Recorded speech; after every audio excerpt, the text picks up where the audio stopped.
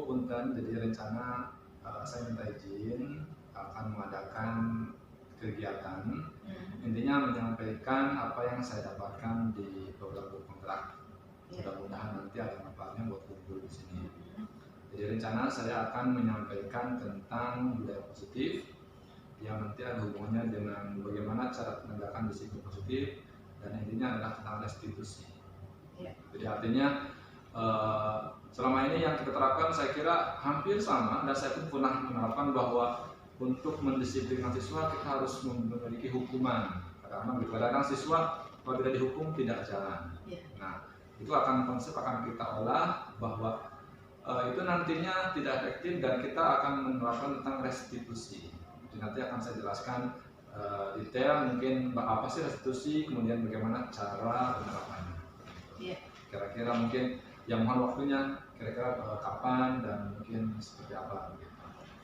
Baik Bapak, kelihatannya ini sangat bermanfaat sekali buat anak-anak dan juga buat penerapan metode buat Bapak Ibu guru ya Pak ya, biar nanti tidak salah dalam memberikan hukuman kepada anak.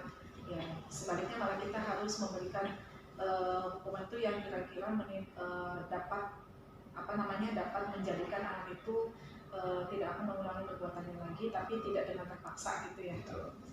Baik, sekolah akan sangat mendukung sekali ya kegiatan yang akan Bapak terapkan nanti di sekolah di kita ini ya, dan insya Allah kemungkinan minggu depan ya Pak ya untuk pelaksanaan kegiatannya.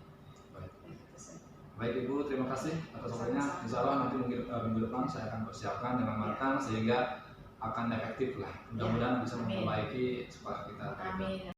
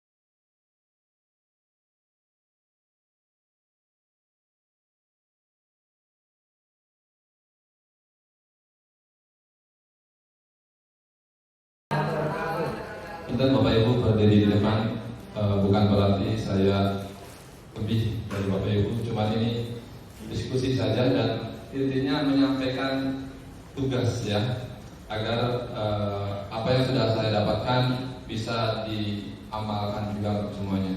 Baik, tadi sudah disampaikan oleh Bu Anik tentang budaya positif dan 5 posisi kontrol. Sebelum saya ke situ, sebelum saya melanjutkan juga ada dua hal yang ingin saya tekankan, bahwa Ki Hajar Dewantara menyampaikan bahwa pendidikan atau sekolah adalah tempat persembahyannya benih-benih kebudayaan, dan itu yang nanti akan menjadikan peradaban. Jadi apa yang kita lakukan di sekolah saat ini itu akan mencerminkan bagaimana Indonesia di kemudian hari. Bagaimana peradaban Indonesia nanti di ke depan akan tergantung terhadap dengan apa yang kita lakukan di sekolah. Itu yang pertama. Yang kedua, yang saya dapatkan dari berbagai sumber, bahwa kita harus yakinkan bahwa siswa adalah manusia merdeka. Siswa adalah manusia, siswa adalah robot, bukan mesin. Artinya tidak seperti komputer, tidak seperti robot mesin, kita tinggal install ulang langsung berubah total.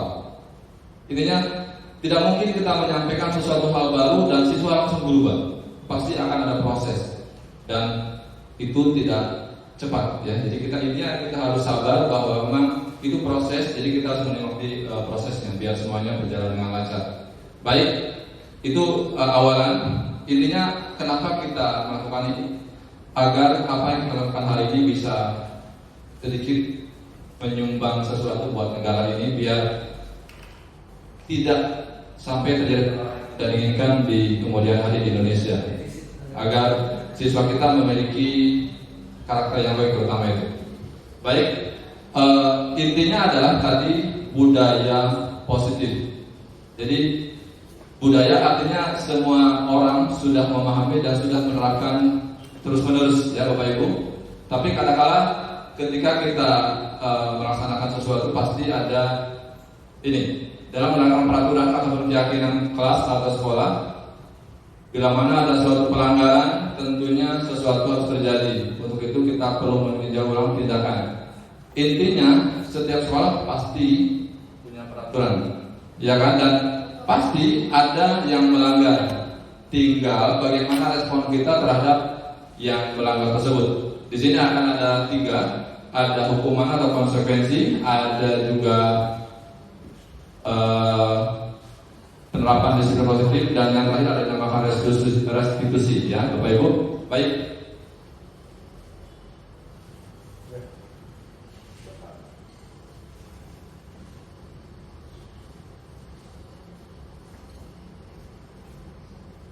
Baik, ini ada 3 hal yang akan kita bahas dalam penerapan disiplin positif, yaitu ada yang namanya hukuman, ada yang namanya konsekuensi, dan ada yang namanya restitusi. Sebetulnya hukuman ini ada hal lain yang sepaket dengan hukuman, yaitu penghargaan. Ada yang tahu bedanya hukuman, konsekuensi, dan restitusi barangkali? Hukuman adalah punishment. Itu bahasa Inggris dari hukuman. Yang didapat dari pelanggaran. Sesuatu yang harus kita berikan yang tidak dapatkan ya ketika melanggar sesuatu. Oke, kalau konsekuensi. Akibat yang kita dapatkan ketika melanggar sesuatu. Sama saja kalau Itu saja. Baik. Dan restitusi. Baik. Kita lanjut ya. Nah, ini dia hukuman. Hukuman itu bersifat tidak terencana atau tiba-tiba. Anak atau murid tidak tahu apa yang akan terjadi. Ketika datang terlambat, tadi tiba-tiba langsung disuruh keliling lapangan. Ya kan, tiba-tiba. Dan anak tidak dilibatkan dalam perbuatan hukuman tersebut. Hukuman bersifat satu arah dari pihak guru yang memberikan, dan murid hanya menerima sesuatu hukuman tanpa melalui suatu kesepakatan. Pokoknya tidak mau tahu, kamu harus keliling lapangan karena kamu terlambat. Itu kan hukuman. Jadi hukuman yang diberikan bisa berupa fisik maupun psikis. Murid, anak disakiti oleh suatu perbuatan atau kata-kata. Kadang-kadang hukuman itu kan bisa dikeliling lapangan, atau kadang-kadang kita marahin, menerima tercaan atau makian dari yang memberi hukuman. Itu namanya hukuman. Intinya murid atau anak disakiti oleh sesuatu perbuatan atau kata-kata. Baik, selanjutnya. Nah, ini ada sisi lain dari hukuman yang namanya adalah penghargaan. Penghargaan juga sebetulnya hampir sama dengan hukuman. Jadi banyak yang bilang jangan terlalu sering memberikan penghargaan. Contoh di suatu sekolah, misalkan ada anak TK, anak SD, guru ketika masuk tiba-tiba anak rebutan masuk kelas. Sering ya kita nonton seperti itu. Dan suatu saat ibu guru tersebut membariskan anak, oke, siapa yang bisa rapi nanti akan dikasih permen. Ya, kalau dikasih sesuatu, itu kan penghargaan. Akhirnya siswa bisa rapi dan bisa masuk dengan teratur, tidak rebutan. Dan ketika suatu saat ada guru lain yang menggantikan ketika guru tersebut berhalangan, rebutan tersebut kembali terjadi. Artinya penghargaan tidak berlaku permanen. Jadi tidak kurang bagus juga. Nah, di sini ada beberapa hal yang dampak negatif dari penghargaan. Yang pertama, penghargaan ini judulnya adalah dihukum oleh penghargaan ya. Baik, penghargaan yang pertama adalah penghargaan mengurangi kreativitas. Jadi ketika kita melihat penghargaan, biasanya kita akan naik, kita akan memaksakan semua potensi kita agar bisa maksimal. Tapi ketika tidak ada, akan menurun lagi. Jadi malah tidak naik terus kreativitasnya. Kemudian juga ini juga kualitas sama seperti tadi. Dan penghargaan juga merusak hubungan.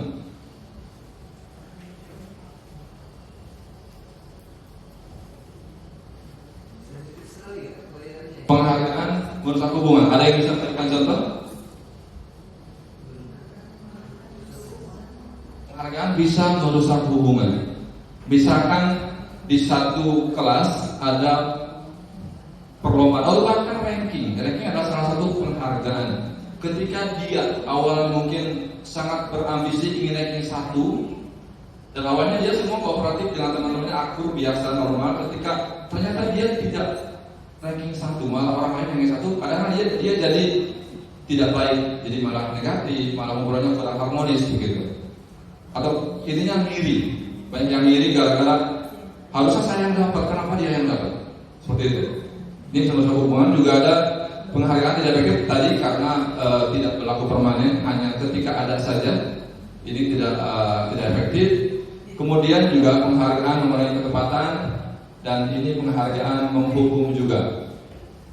Penghargaan menghukum artinya ya seperti tadi, banyak hukuman yang dianggap ketika saya berjuang keras ingin mendapatkan sesuatu dan ternyata saya tidak mendapatkannya, malah dampaknya adalah itu malah down, malah hancur lah, intinya begitu. Jadi tidak bagus, malah malah terhukum oleh penghargaan tersebut.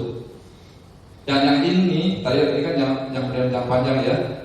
Ini yang utama, penghargaan itu mengurangi motivasi.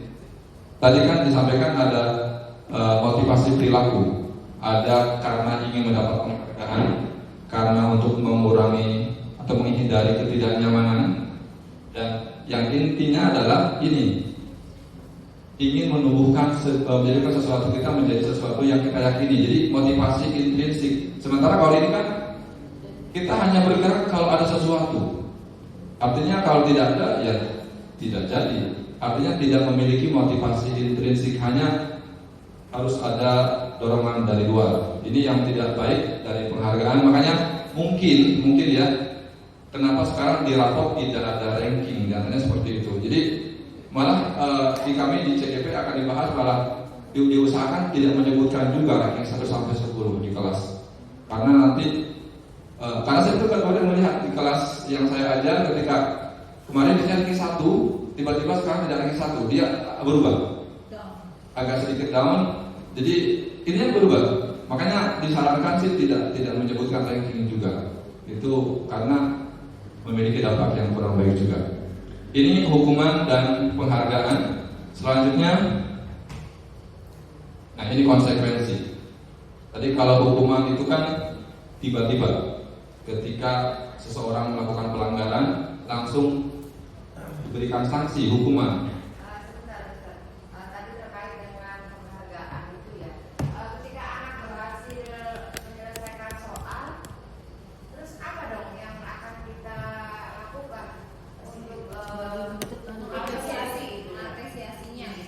Iya. Iya, kalau penghargaan itu ternyata menimbulkan hal-hal yang itu juga gitu ya, yang kita baik juga tadi ya, anak-anak banyak gitu. Apa dong? Baik, terima kasih Ibu Masiro. Intinya penghargaan itu kan tadi ada memiliki jangka pendek dan jangka panjang dan motivasi intrinsik tadi. Itu intinya. Jadi nanti kita akan bahas tentang restitusi. Jadi usahakan mereka meraih itu bukan karena ingin dapat sesuatu. Jadi itu pemberian otomatis, bukan disetting bahwa oke, siapa yang nanti dapat selesai dalam sekian menit kita kasih. Beda dengan yang tiba-tiba kita nggak memberikan janji, tapi kita karena kamu sudah berhasil kasih ini. Itu beda dengan penghargaan yang disetting dengan penghargaan yang tiba-tiba kita atas kita mengapresiasi itu gitu. Ketika kelas ribut gitu ya, kita tuh kadang menggunakan strategi seperti itu. Kasih soal, siapa yang sudah boleh pulang gitu ya, dengan misalkan beberapa menit lagi. Itu juga termasuk penghargaan atau tidak sesuai. Bisa jadi penghargaan, tapi itu juga malah tidak baik Ibu, kurang baik ya. Karena ya tadi artinya kan hanya mau rapi kalau bisa dibolehkan pulang cepat. Jadi kalau nggak pulang cepat nggak rapi. Itu artinya motivasinya sebenarnya tidak ada motivasi intrinsik. Kita sebagai guru mungkin bisa saja memberikan penghargaan, tapi tidak menjanjikan di awal. Tadi yang bagus. Ketika oke, hari ini kamu sudah bersikap baik, saya kasih sesuatu. Tidak dari awal. Oke, hari ini saya akan cek siapa yang bersikap baik, nanti saya akan kasih ini. Beda seperti itu. Jadi beda dengan menjanjikan sesuatu dengan yang kita menghargai perjuangan. Nah, begitu. Jadi macam spontan gitu ya. Ya. Harganya sih ya, bukan tadi ya, bukan tidak menjanjikan gitu ya. Ya, jadi biar nanti mereka mengulang kesadarannya, betul.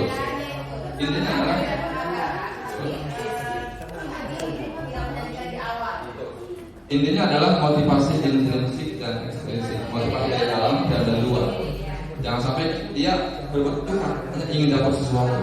Itu nanti kan tidak boleh, nanti terbiasa seperti itu sampai kapanpun. Yang ngapain saya capek-capek nggak dapat apa-apa. Nanti begitu. Nanti akan tertanam kemudian hari dan ya sampai seterusnya nanti. Ngapain saya misalnya di rumah, ngapain saya bantu ibu yang adik yang nggak bantu sama uang jajannya, kan begitu. Ya. Ya, ini berhubungan dengan ikhlas juga barangkali ya, dengan agamanya nanti. Baik, kita lanjutkan ya. Yang berikutnya adalah konsekuensi. Nah, ini berbeda dengan hukuman. Konsekuensi sudah terencana atau sudah disepakati, sudah dibahas dan disetujui oleh murid dan guru. Umumnya bentuknya dibuat oleh guru sekolah biasanya ya, dan murid sudah mengetahui sebelumnya. Intinya guru dan siswa sudah sepakat. Saya di awal dulu pernah juga melakukan seperti ini. Sebelum saya masuk kelas di awal pelajaran, saya biasa begini. Anak-anak, untuk pelajaran saya membuat sedikit peraturan kelas.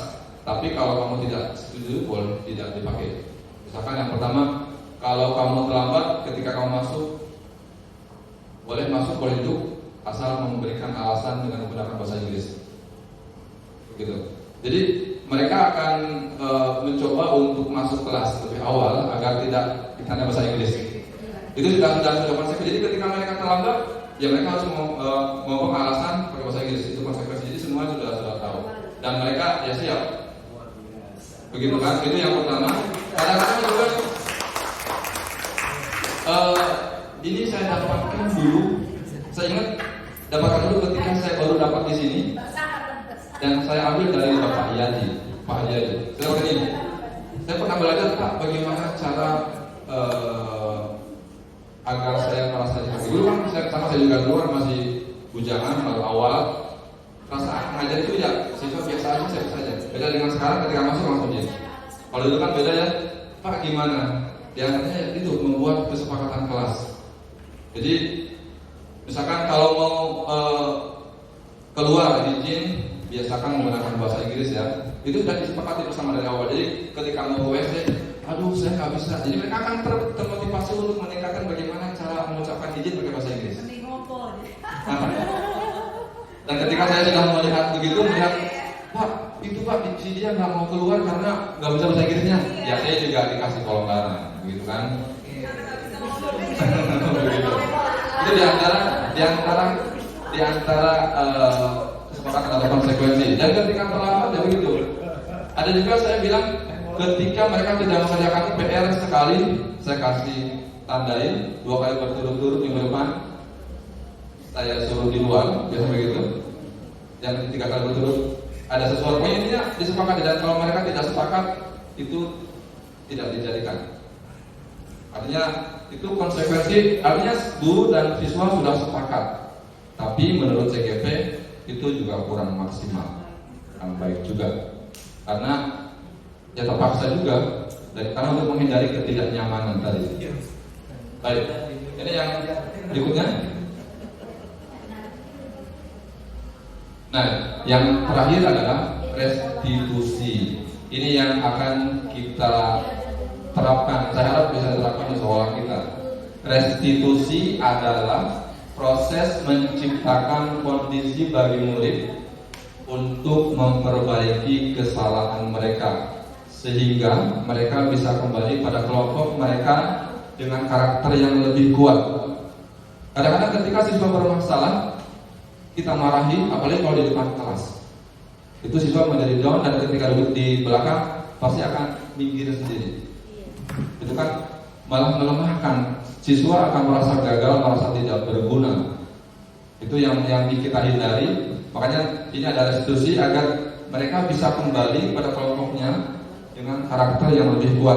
Artinya mereka bisa memperbaiki diri, tapi juga mereka bisa kembali ke komunitasnya dengan baik juga, dengan karakter yang lebih kuat. Kemudian restitusi juga merupakan proses kolaboratif yang mengajarkan murid untuk mencari solusi untuk masalah mereka. Jadi kayak tadi kan, menurut kamu bagaimana solusinya agar kamu tidak terlambat? Jadi siswa sendiri yang mencari solusinya, bukan dari guru, tapi jadi guru memberikan tawaran. Menurut kamu bagaimana agar kamu bisa berubah? Terserah, silakan. Jadi kalian disampaikan, kemudian membantu murid berpikir tentang orang seperti apa yang mereka. Jadi misalkan ada siswa yang terlambat terus-menerus, misalkan coba kamu pikirkan, kalau kamu seperti ini terus, nanti kamu akan seperti apa? Apakah kamu nanti akan baik-baik saja atau seperti apa? Kemudian kita tawarkan juga, menurut kamu solusinya seperti apa? Nanti siswa yang memberikan solusi sendiri. Dan ini lihat bagaimana mereka harus memperlakukan orang lain. Intinya restitusi adalah tawaran, bukan paksaan. Beda dengan hukuman dan restitusi. Dan konsekuensi. Ya. Kita lanjut. Berarti siswa diajar berefleksi dulu ya, Mas Nurul ya? Nah, iya. Jadi mereka menyadari hari ini saya seperti apa. Kalau saya terus-menerus begini, saya akan jadi orang seperti apa? Nanti kan kita tanyakan solusinya. Nanti akan saya akan seperti apa? Nanti, nah kalau kamu sudah baik begitu, kira-kira kamu akan seperti apa coba? Kan mereka akan seperti bagus begitu. Nah ini perbedaan hukuman, konsekuensi, dan restitusi. Ini penjelasannya, perbedaannya. Hukuman itu sesuatu yang menyakitkan harus terjadi. Sementara konsekuensi sesuatu harus terjadi. Karena saya terlambat, saya sudah sepakat bahwa kalau saya terlambat saya di luar. Itu sudah konsekuensi kalau sudah sepakat. Sesuatu harus terjadi. Tapi kalau itu adalah pilihan, tidak ada paksaan. Yang mereka berubah sesuai dengan keinginan mereka, tapi kita hanya membimbing saja. Kemudian hukuman itu tidak nyaman untuk murid atau anak untuk jangka waktu yang panjang. Kemudian kalau ini jangka waktu yang pendek, ini kan misalkan kita hukum tadi keliling lapangan, pasti akan membekas, tidak nyaman. Wah, guru ini yang dulu menghukum saya keliling lapangan, membekas seperti itu. Jadi dan capeknya akan lama, ya kan akan berasa. Beda dengan ini untuk jangka waktu yang pendek, hanya misalkan ketika tadi saya sudah tahu bahwa kalau saya terlambat saya harus di luar mengerjakan tugas, hanya sebentar saat itu saja. Kalau ini. Tapi kalau ini menguatkan. Jadi menguatkan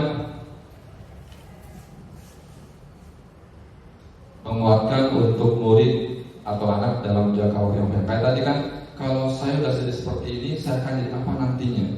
Dan kalau saya sudah baik, saya akan seperti apa nanti? Jadi sudah menguatkan untuk jangka waktu yang sangat panjang. Kemudian dalam hukuman, korban mendapatkan keadilan. Misalkan ada anak yang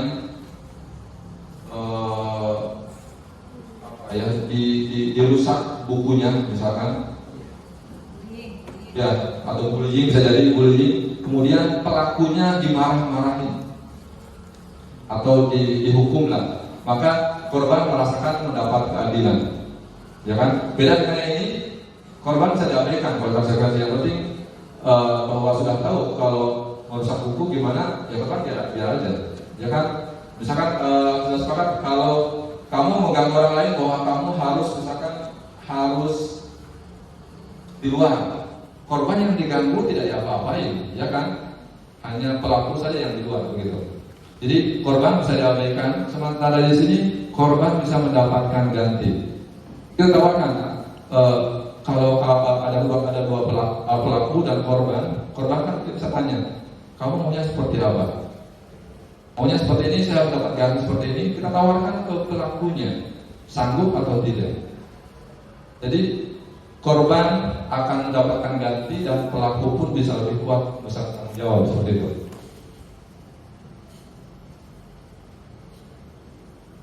Oke, berikutnya tadi kalau hukuman murid anak akan tersakiti, kalau ini dibuat tidak nyaman, kalau ini mendapatkan penguatan. Oke, dan yang ini untuk hukuman, lihat, perilaku pasif agresif bisa meningkat. Ya kan tadi, ketika anak nakal, kita marah-marahin, ada yang langsung sadar, ada juga yang malah menjadi-jadi. Ini malah agresif meningkat, malah bisa jadi ada dendam kayak tadi kan, seperti itu. Kalau ini masalah terpecahkan dan seterusnya ya. Ini intinya kalau hukuman itu merupakan identitas yang gagal, kalau konsekuensi dan restitusi identitas yang sukses. Begitu. Baik, kita lanjut. Nah, ini contohnya, contoh sikap-sikapnya.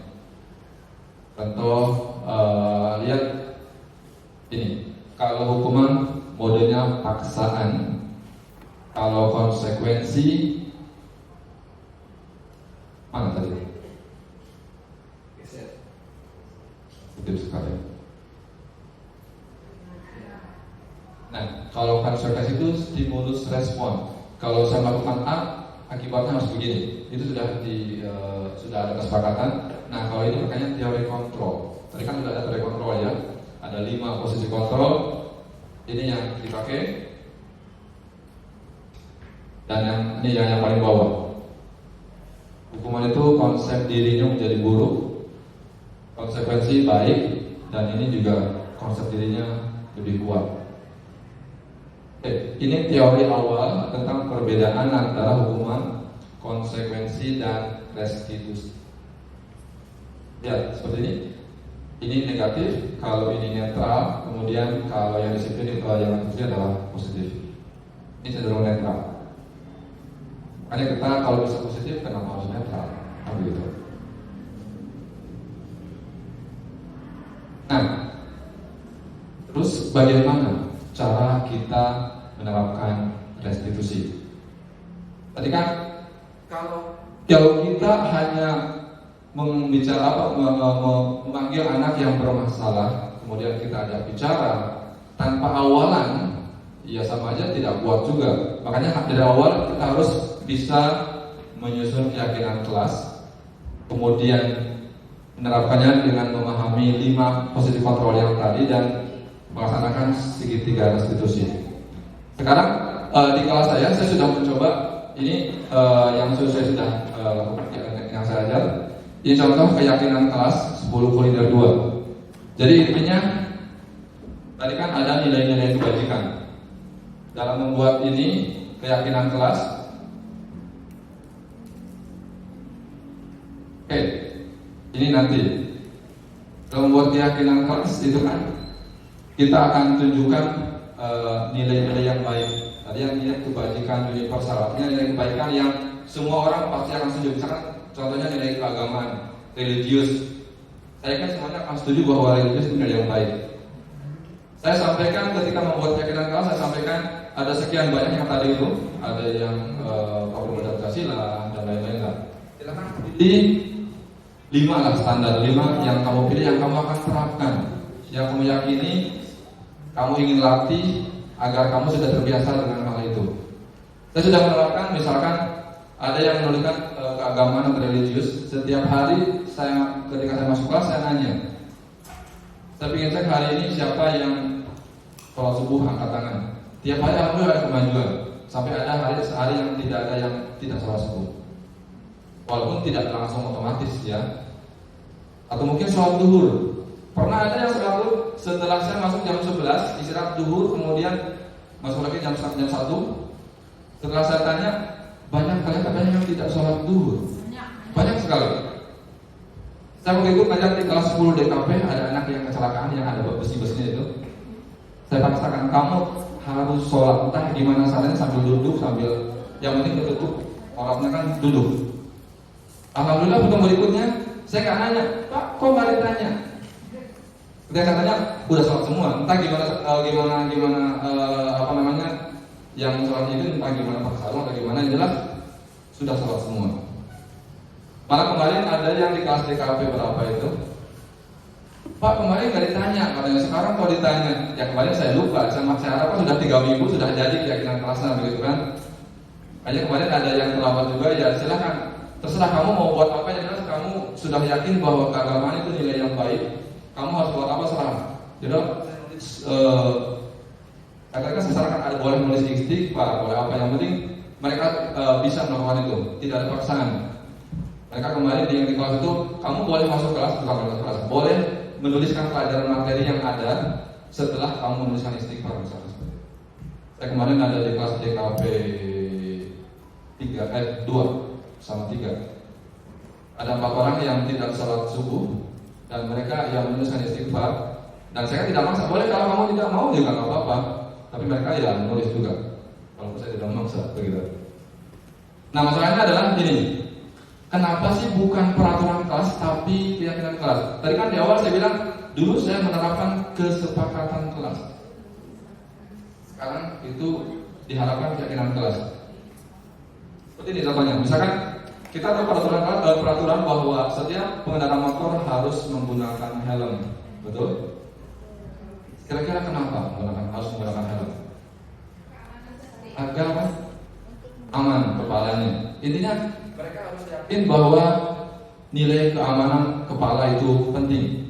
Kalau mereka tidak yakin, ya Anda nggak pakai helm. Intinya peraturan itu bagus. Peraturan sebagus apapun, kalau mereka tidak yakin apa dampaknya kepada mereka, ya tetap aja tidak akan berjalan. Kayak kita sekarang ada janji siswa, bagus nggak itu? Bagus. Banyak yang melanggar, banyak juga. Artinya mereka tidak meyakini apa yang ada dalam peraturan tersebut. Makanya kita pastikan buatnya keyakinan kelas. Tidak harus banyak-banyak, 5 cukup.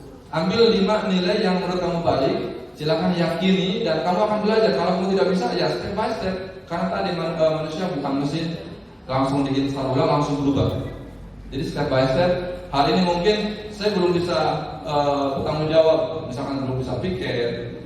Nanti kan kita ingatkan setiap pertemuan sudah belum dan seterusnya. Jadi intinya pertama kita harus pastikan mereka yakin ini, dan ini tidak ada paksaan. Setiap kelas beda-beda. Di kelas kuliner 2 saya minta 5 karena mereka menyebutkan ada 7. Ada keagamaan, ada kejujuran, ramah, sopan dan santun, tanggung jawab, rajin, mandiri dan saling menghormati. Ini mereka milih ketika saya sudah menunjukkan banyak sekali nilai yang tadi itu. Silakan pilih 5 yang kira-kira kamu mau belajar, menurut kamu paling baik buat kamu dan diterapkan gitu. Betul? Itu keyakinan kelas itu sebagai guru mata pelajaran atau sebagai kelas?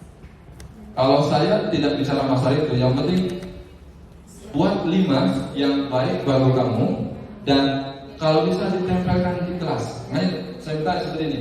Kalau nggak sanggup berfigura ya laminating ditempelkan di kelas.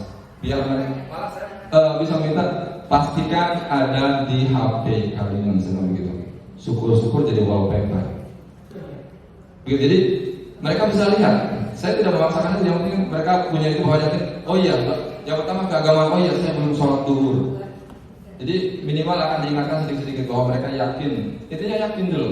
Kalau sudah yakin, nanti kan ini. Awalnya kebetulan kelas nanti akan menunjukkan bahwa keyakinan kelas nanti akan menjadikan lingkungan yang positif dan baru nanti akan menjadi budaya positif. Jadi awalnya dari keyakinan kelas.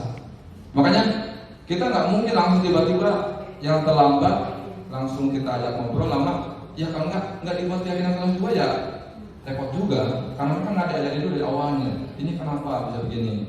Jadi harusnya memang nanti ada keyakinan kelas, ada keyakinan sekolah. Jadi menurut kita diskusi dengan siswa, kalau bisa sih semua wali kelas atau semua guru mata pelajaran. Makanya ini tidak hanya dipakai buat saya, semua guru bisa melihat. Maksudnya mereka yang melihat ini apa sih ini, tanyakan bagaimana dampaknya pada mereka. Gitu.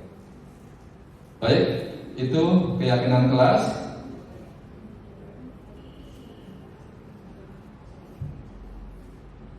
Nah ini yang di seluruh DKP 2 mereka memilih ini keagamaan, gotong royong, tanggung jawab, sepatunya kejujuran.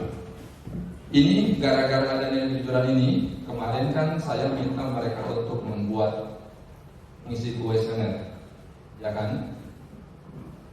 Saya nggak bisa memaksa mereka memberikan nilai tertentu yang saya mau, karena saya sudah menanamkan ini. Jadi terserah kalian ya. Kalau saya memaksakan harus pastikan kamu memberikan nilai 4 semua sama saya, artinya saya menolak dengan ini. Ada datanya kejujuran. Jadi pokoknya menanamkan ini, pastikan kita pun harus konsisten di jalan siswanya saja. Dan harus yakin bahwa ini kalau siswanya jujur ya kita juga harus jujur. Ini sedikit banyak, Manis bisa menggali yang apa Henry si Amoy itu ya. Biasanya dia nggak pernah ngobrol sama saya. Kemarin, Amoy ini pertanyaan ini, kamu ini kejujuran ya? Iya. Oke, silakan dulu. Saya dapat kabar bahwa kamu punya kasus ini. Dia cerita banyak. Padahal awalnya nggak pernah ngobrol. Awalnya cuma saya ikuti tanya ini, yakin atau tidak, yakin. Kemudian malah dia cerita banyak tentang hal yang permasalahan dia tentang yang kasus itu. Ya saya tidak cerita banyak orang, cuma artinya dia mau cerita. Padahal saya nggak pernah ngobrol banyak dengan dia. Gara-gara ini akhirnya lebih dekat dengan siswa dan bisa menambahkan nilai, kan begitu. Ini yang saya terapkan dalam menyusun keyakinan kelas, mendiskusikan nilai-nilai kebajikan yang tadi yang banyak itu, kemudian menentukan nilai yang mana yang ingin dijadikan perhatian utama. Tidak terlalu banyak, cukup 5 kalau memang mereka cukup. Kemudian sempurnakanlah beberapa daftar nilai itu dan bahas kembali. Jadi setiap pertemuan saya ingatkan, kalau ada yang melanggar, gimana nih? Maka dihapus aja nih. Setiap hari ini banyak yang tidak sholat duhur. Saya bilang, apakah keagamaan kita hapus saja dari keyakinan kelas? Jangan Pak, nanti kita masa tidak beragama. Malah mereka sendiri yang melarang untuk dihapus itu. Kalau mereka sudah yakin bahwa itu nilai bagus, ya mereka tetap. Oke, ini kemudian tadi membuatlah poster atau membuat di media sosial. Kalau saya ini aja lah, biar tidak ribet. Paling dibuat, ditulis, dirapikan, dipajang di kelas biar mereka bisa melihatnya setiap hari begitu. Oke, selanjutnya yang tadi ya yang sudah dibahas Bu Ani, nilai-nilai kebajikan universal yang banyak tadi. Ini yang tadi yang sudah saya yang diantaranya ada DKP 2, DKP 3, ini kuliner, yang lainnya ada di kelas. Saya hanya ambil 3 contohnya saja.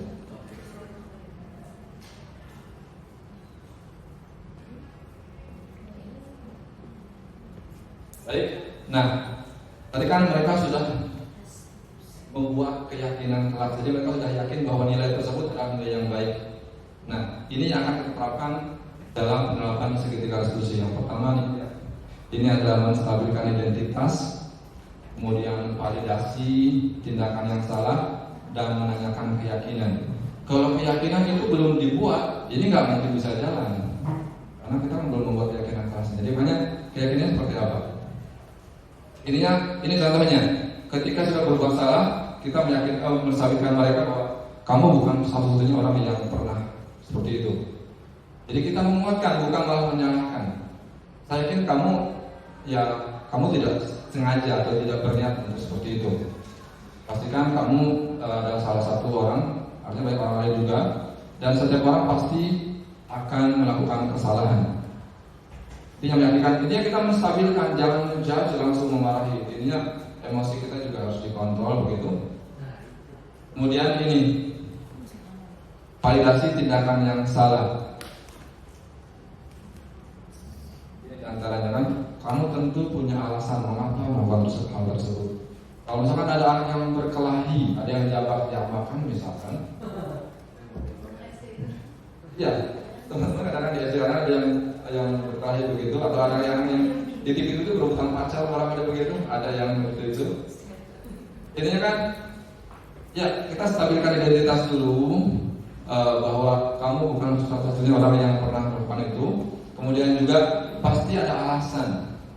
Kan ada di video itu ada anak yang marah-marah atau memarahi temannya karena ya merasa dia tidak dihargai.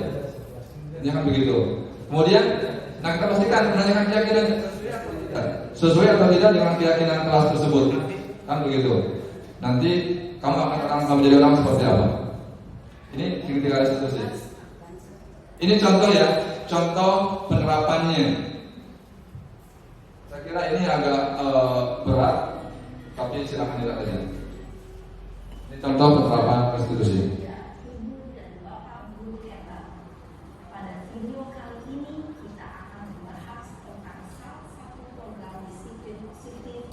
Yang diterapkan di lingkungan sekolah yang dikenal dengan nama restitusi.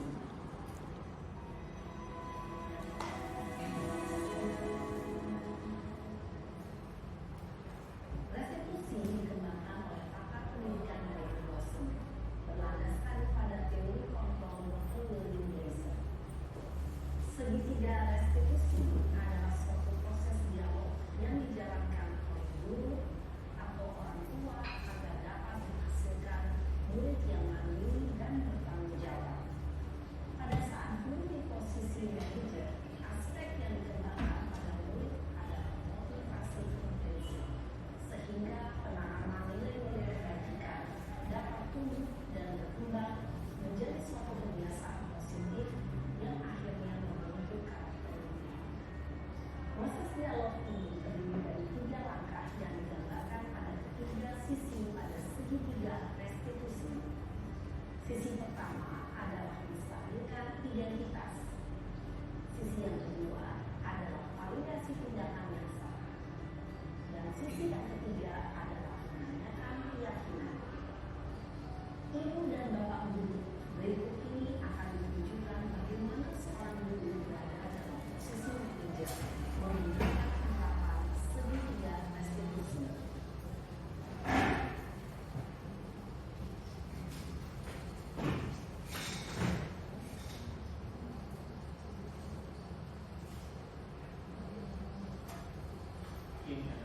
Jerapah.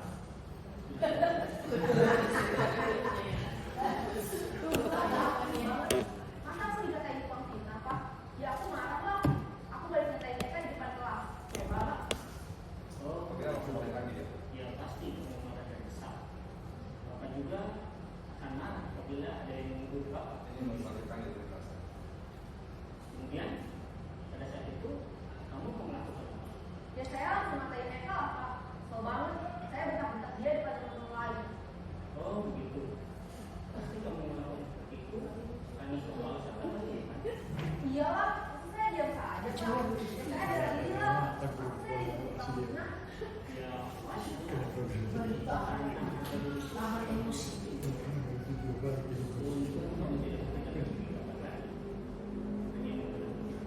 Iya, Pak.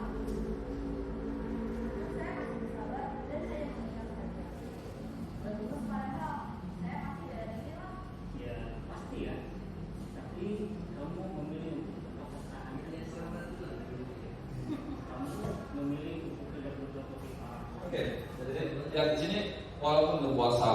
tetap diyakinkan bahwa untung tidak berbuat yang lebih parah lagi. Jadi masih bisa mengontrol. Jadi dianggap lebih baik juga dibandingkan dengan yang lebih parah. Kalau ada, gitu kan? Makanya untung kamu tidak berbuat lebih parah lagi. Oke? Jadi tetap divalidasi tindakan salahnya.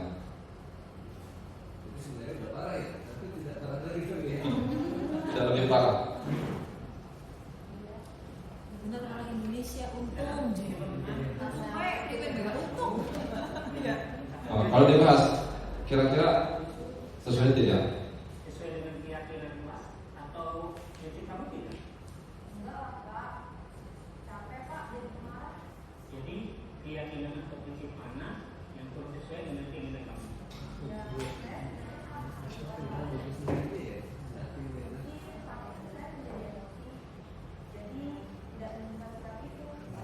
Kamu yakin ada orang lain itu atau tidak?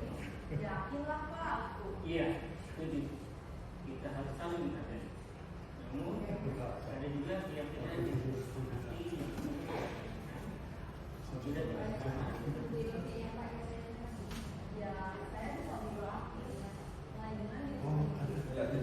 Solusi dari siswa sendiri. Kira-kira kamu bersedia memperbaiki masalah ini tidak? Sedia, Pak. Kalau kamu memperbaiki masalah ini, Tanyakan keyakinan kelas. Susah nak kasih begini susah. Enggak, guru kayak begini ada asli. Ini mah acting, ini mah acting. Yang banget ya. Terlalu lembut ya. baiklah kalau begitu. Yuk, kita pikirkan bagaimana memperbaiki masalah ini. Ini kan idealnya. Ya. Intinya adalah kalau saya garis ambil benang merahnya adalah pertama kan kita tadi buat keyakinan kelas. Pastikan mereka itu meyakini bahwa itu nilai yang akan saya jaga, yang akan saya tumbuhkan. Makanya saya pastikan tidak perlu banyak-banyak, cukup. Misalkan keagamaan, kebersihan. Ketika saya kebersihan sudah baik, ketika ada kelas ya dengan kebersihan bagus. Ketika saya masuk kelas ada sampah kotor langsung diambil. Saya belum ngomong lagi karena mereka sudah tahu dan sudah dipajang begitu. Jadi kalau saya tidak masuk kelas ada di depan pintu pasti ada sesuatu mereka. Seperti itu. Ada misalkan ada kadang-kadang ada kelas ada yang papan tulis yang belum dibersihkan, ada yang seperti itu. Pokoknya keyakinan kelas itu yang utama. Kalau tidak ada keyakinan kelas ya ada seperti itu. Ya seperti itu. Baik, udah hampir selesai. Nah ini saya simpulkan dari yang tadi sama Wanik juga. Ini ada disiplin. Intinya adalah ada teori kontrol bahwa Anda tidak bisa mengontrol orang lain, hanya Anda yang bisa mengontrol diri Anda. Artinya kalau siswa mau dikontrol oleh kita, itu artinya siswa yang membiarkan mereka dirinya dikontrol. Bukan bahwa kita berhasil mengontrol dia, tapi dia membiarkan dirinya sendiri bisa dikontrol. Kemudian juga bahwa semua perilaku memiliki tujuan. Apakah tujuannya ingin mendapatkan perhatian atau ingin mendapatkan kebebasan? Mereka ada kebutuhan dasar ya. Ada tadi apa? Yang pertama tuh yang fisik, yang survival. Ada juga yang kesenangan, kebebasan. Ada yang siswa yang tidak ikut belajar karena bosan. Intinya mereka butuh kebebasan atau kesenangan. Artinya ada hal yang tidak terpenuhi di situ. Makanya solusinya adalah kita memberikan yang mereka senang. Misalkan dia di kelas Wanik sudah pakai ya kuisis gitu kan, bisa menjadikan lebih menyenangkan. Ulangan pun malah menyenangkan. Intinya kan memiliki tujuan. Dan lihat ini, usahakan berpikir model berpikir menang, bukan menang kalah. Artinya semua kita merasa menang dan siswa pun yang berbuat salah pun merasa menang, tidak merasa gagal begitu. Dan lihat ini kembali ke sini, ini makna dari disiplin. Disiplin adalah belajar kontrol diri dengan menggali potensi kita agar mencapai tujuan mulia. Jadi bukan disiplin itu patuh terhadap peraturan, bukan patuh, tapi mengontrol diri, belajar mengontrol diri dengan menggali potensi kita agar mencapai tujuan mulia.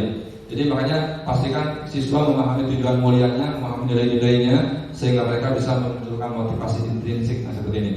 Ini ada teori motivasi, ada ini yang ekstrinsik itu kan untuk menghindari hukuman, mendapatkan imbalan, dan ini yang penting untuk menghargai diri sendiri.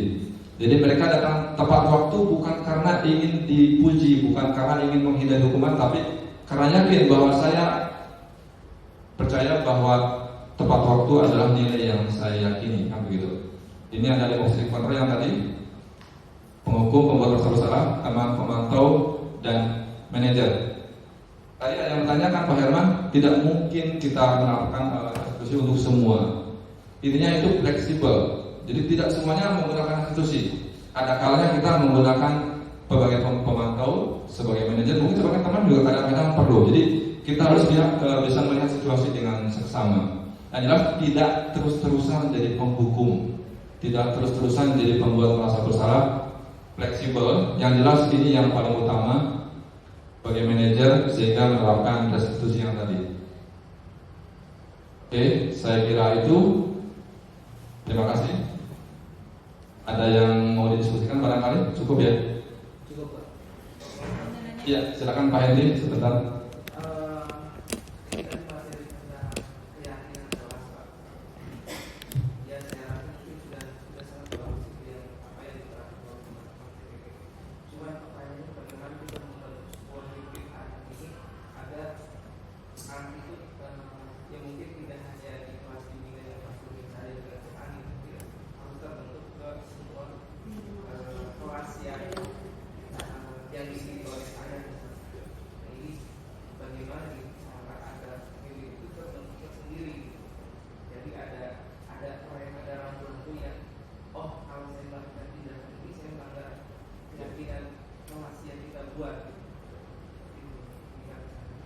Baik, terima kasih Pak Hendri. Tadi kan intinya pastikan mereka membuat keyakinan kelas, bukan karena CGP ya. Semuanya bisa membuat keyakinan kelas. Kalau yang sudah ada bisa dipakai. Mungkin kelas yang saya minta belum dipajang di kelas, bisa dipakai. Kelas ini sudah buat keyakinan kelas atau belum? Kalau belum, yuk kita buat sama-sama. Kita sampaikan ada nilai-nilai kebajikan universal, ada nilai sila saling menghormati, nilai kejujuran, kemudian kebersihan, rajin, mandiri, kreatif, seterusnya. Silakan tuliskan sebanyak-banyaknya nilai-nilai yang baik, yang semua orang sepakat bahwa itu nilai yang baik. Silakan pilih 5, cukup 5 ya, nggak perlu banyak-banyak. Pilih 5 yang kira-kira kalian sepakat. Kalau saya kemarin membikinnya adalah ada 4 baris. Silakan satu baris menentukan satu nilai keyakinan kelas. Jadi ada 4 keyakinan kelas, yang satunya silakan pilih sama-sama. Kita voting dan kita pastikan bahwa mereka meyakini. Kalau ada yang tidak setuju, kita cancel. Jangan dipaksakan. Ini yang pastikan nilai itu baik buat kalian dan kalian akan mencoba belajar menerapkan, meyakinkan. Ininya begitu. Jadi semuanya bisa menerapkan itu. Makanya itu juga kami melakukan ini adalah pengimbasan buat semuanya. Mudah-mudahan bisa diterapkan juga, begitu kan? Kalau nunggu semuanya CGP semua kelamaan. Saya aja kan 4 bulan begitu. Bisa masuk per wali kelas.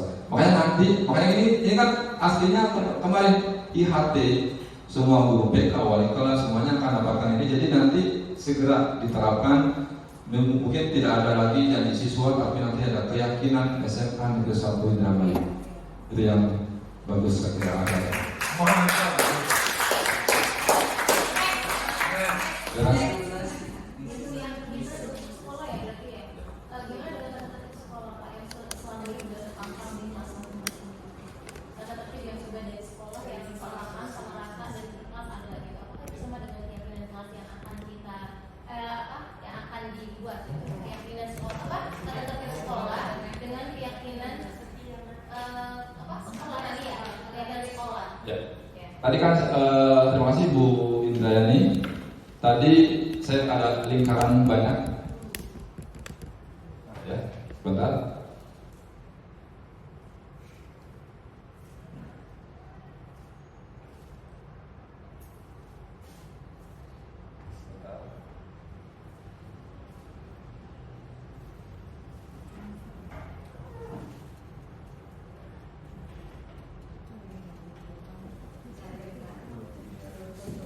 Nah, ini dia. Keyakinan kelas itu kan sama dengan peraturan. Tata tertib sama dengan peraturan kelas.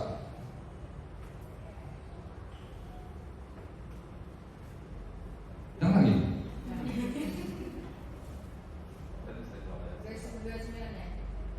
29.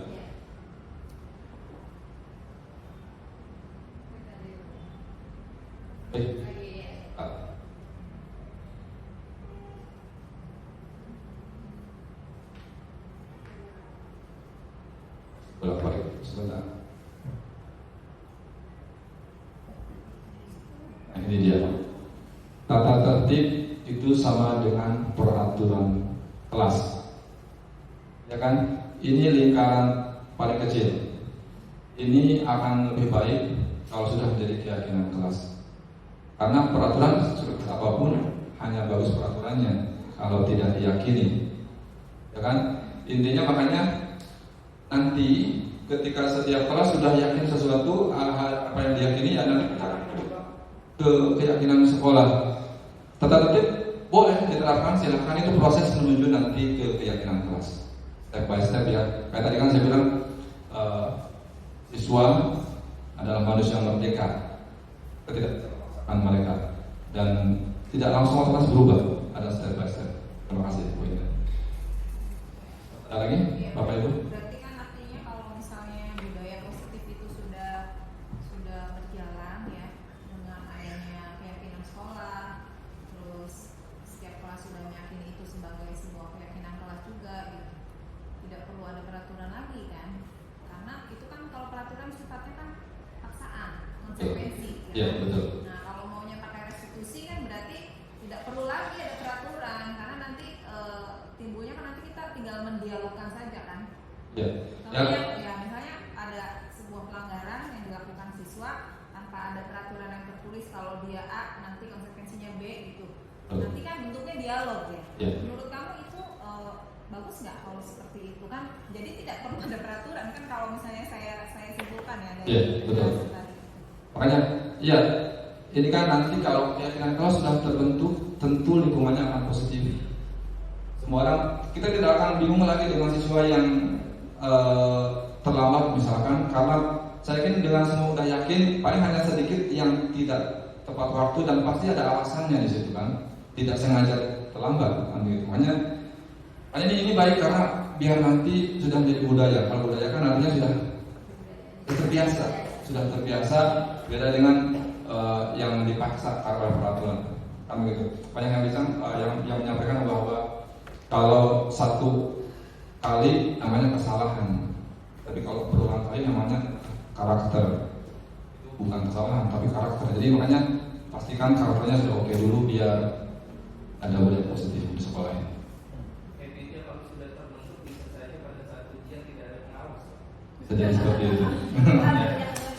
Makanya itu harapan kita, sekolah kita tidak akan repot lagi, nggak ada yang dia marah-marah, nggak ada yang pusat. Sebetulnya kayak tadi keliling lapangan itu tidak boleh apa? Karena bukan pelajaran olahraga. Kalau olahraga boleh dong, karena itu kan pemanasan juga. Silakan menyesuaikan. Jadi menyesuaikan dengan konteks, tidak selalu yang terlambat tidak boleh lari. Kalau olahraga silakan, karena sesuai dengan konteks yang diajarkan begitu. Mungkin nanti ini ya, mungkin ini PR yang sangat berat karena kan latar belakang keluarga siswa-siswi kita itu beraneka ragam. Mayoritas itu keluarganya yang masa bodoh ke anak-anak. Kalau saya perhatikan setiap anak bermasalah terus saya ajak ngobrol, mereka itu memang di rumah itu orang tuanya nggak pernah ngobrol, tidak pernah nanya kamu sekolahnya gimana nangok gitu. Rata-rata seperti itu. Bahkan kemarin pas hari guru mereka memberikan surprise untuk saya sebagai wali kelasnya. Terus saya peluk satu-satu. Ada yang minta dipeluk terus nggak mau dilepas. Alasannya apa? Saya tidak pernah dipeluk di rumah. Gimana saya nggak nangis coba? Artinya anak itu bermasalah tuh bukan hanya karena di sekolah ya, di rumahnya itu yang membentuk mereka. Gitu. Itu yang jadi PR berat buat kita, betul kata Pak Herman. Aduh ini gimana nih anak-anak kita, karena rata-rata mayoritas ya, bahkan mungkin sebagian kecil saja yang di keluarganya itu mendukung secara positif gitu. Selebihnya ya ada orang tuanya yang memang anak bangsu, orang tua sudah cari uang kemana gitu. Jadi ya memang ada perhatian gitu. PR besar lah buat kita semua. Ya. Bukan karena begini dan cantik. Cewek mbak, cewek itu minta dipeluk. Bu saya nggak pernah dipeluk di rumah dengan orang tuanya tuh gitu. Makanya tadi ada kan 5 kebutuhan dasar manusia, itu manusia, bukan siswa. Jadi semua orang perlu itu. Malah ada satu kasus Seseorang itu sering sakit. Ketika dia bekerja sering sakit, tapi ternyata kasih kesempatan memegang suatu jabatan tidak sakit lagi. Harusnya lebih capek, lebih sering sakit. Ternyata tidak. Ternyata dia ada kebutuhan yang tadi kan power tidak tersalurkan, betul. Ini kan ada 5 tadi kan, kebutuhan survival, kebebasan, kesenangan, power, penguasaan, dan apa tadi satunya lagi itu? Ya intinya, makanya itu fungsi kita kan di sekolah melihat apa sih yang mereka belum dapatkan sehingga mereka bertindak seperti itu. Tidak langsung menjudge bahwa kamu begini, kamu salah, silakan keluar saja, kan begitu. Ada yang begitu. Karena diharapkan nanti tidak ada lagi seperti itu. Silakan. Maksudnya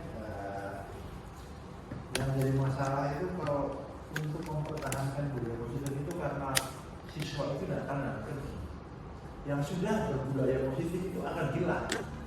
Kembali lagi ke awal basic kelas 10 yang baru masuk. Nah itu yang PR yang susah. Budaya sudah positif nih kelas yang kelas 12 betul. Kelas 11 yang positif hilang, 12 positif sudah hilang, kelas 10 udah apa lagi dah. Kita itu PR-nya Pak. Ya, jadi betul. Sebenarnya kalau budaya CGP ini dari mulai SD Pak ya. SD apa? CGP itu SD juga ada. Ada. TK, SD, Ada semua. Permasalahannya berarti tidak semua SD di Indonesia itu ada CGP-nya Pak ya. Wah, berarti sulit. Ya sudah, terima kasih Ini masih dalam proses. Iya, betul. Mereka mungkin akan membuka CGP setiap tahun ya. Nanti Cuma diharapkan semuanya ini kan bakal tergantung CGP kebijakan menteri rutin. juga. Masalahnya di Indonesia itu kebijakan menterinya siapapun menterinya akan berubah. Iya kan? Itu yang. Jadi harusnya yang dibudayakan positif itu jajaran kalau pusat kan ini supaya bebas. Jangan suka berubah-ubah. Ketika itu sudah terbentuk pergantian nih, ayam ini jadi guru penggerak nih. Menteri ganti, presidennya ganti, hilang aja guru penggerak ini ya. Ini dia PR gitu. Sebenarnya kita tuh terus terang dipermainkan sama yang membuat kebijakan kayak begini. Jadi memang harus disikapi ketika si menteri itu sekarang harus kita sikapin dengan serius. Nah ketika menterinya itu ganti lagi kayak gini. Mereka mengajarkan kita di sekolah-sekolah untuk mengajarkan budaya positif. Mereka tidak menerapkan budaya positif. Itu masalahnya maksudnya ya itu ya. Berarti para pembesar itu tidak meyakini bahwa kejujuran itu sebuah nilai universal yang baik ya. Anak-anak jujur sih. Mohon maafnya karena ini project ya, project anggaran.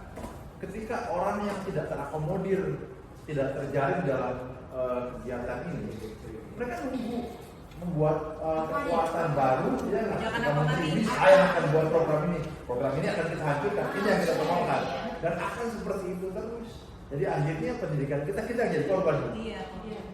Menteri 5 tahun ganti kita di rumah puluhan tahun, punya cuma diganti lagi tapi nggak apa-apa ya. Intinya adalah kalau saya sih mencoba belajar ya. Intinya adalah kan ada yang bilang mulai dari kecil, mulai dari diri sendiri dan mulai dari saat ini. Jadi minimal buat kita sendiri. Ya, siswa betul akan naik turun dan rotasi, tapi kan kita tetap ada. Minimal mereka pun minimal akan malu, akan terdorong sendiri ketika lingkungannya semuanya positif. Ketika siswa kelas 10 datang, kan kelas 11 12 sudah positif. Minimal akan terimbas, walaupun tidak gampang, tapi kan sudah terlihat bahwa tidak sesulit yang dari nol begitu kan. Makanya yang namanya juga proses. Kata kan siswa adalah manusia merdeka bukan mesin, jadi tidak langsung berubah ceng-ceng begitu kan.